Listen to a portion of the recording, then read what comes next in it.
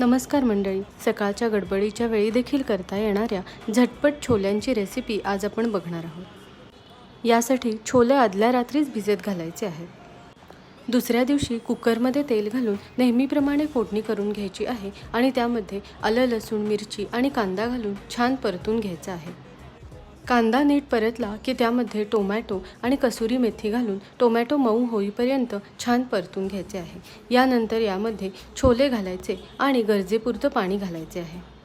मीठ, तिखट, हळद आणि एव्हरेस्टचा छोले मसाला घालून हे सर्व छान ढवळून घ्यायचे आहे आणि कुकरला गरजेप्रमाणे 5 ते 6 शिट्ट्या दिल्या की आपले झटपट छोले तयार।